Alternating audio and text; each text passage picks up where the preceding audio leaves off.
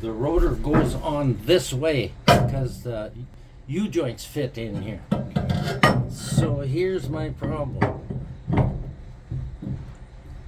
Axle is in the road.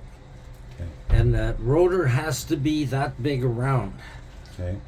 So now what I have to do is get a plate put in here, and so I can put this into place and then bolt the rotor up.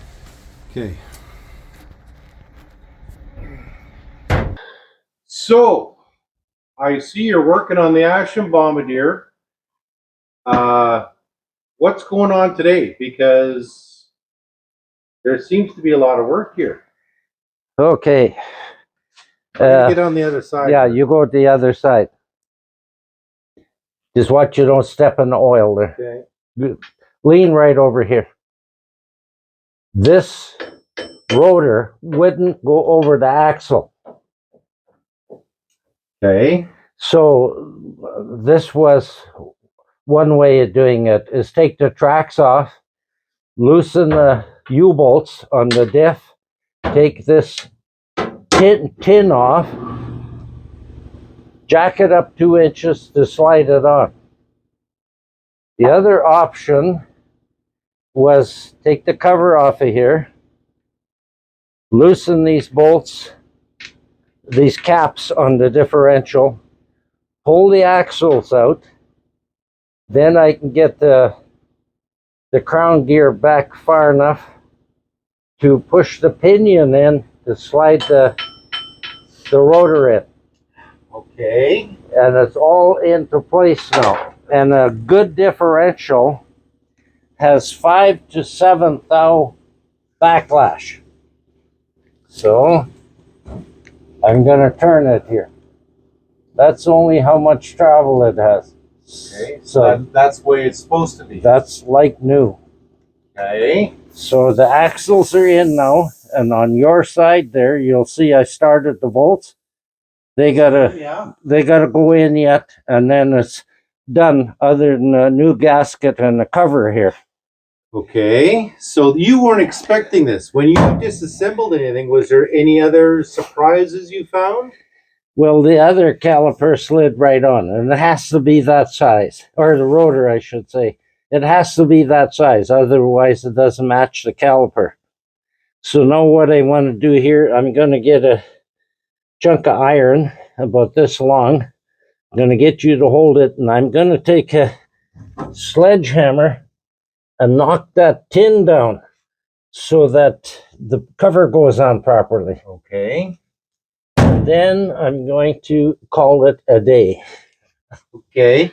So no other surprises with the parts, taking everything apart? Well, I'm waiting.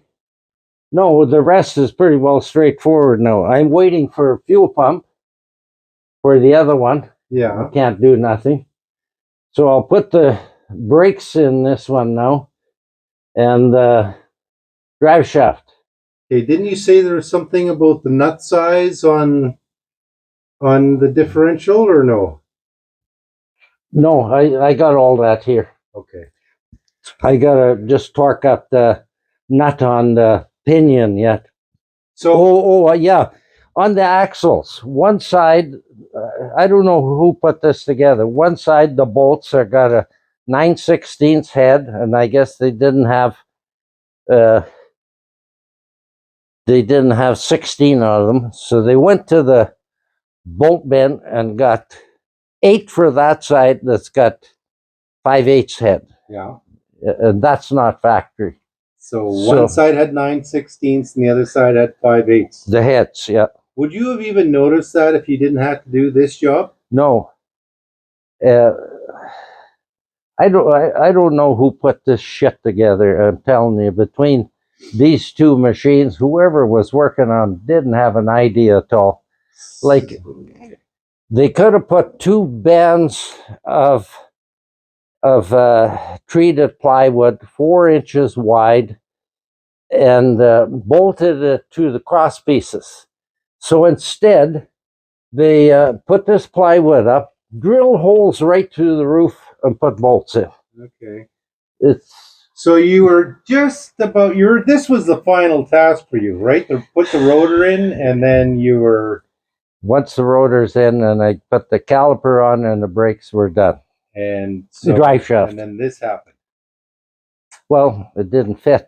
Yeah, well, okay, so The other one fit because the differential was a little higher. so what was your original plan here? You're going to take the tracks off, Tracks off. That's the other option.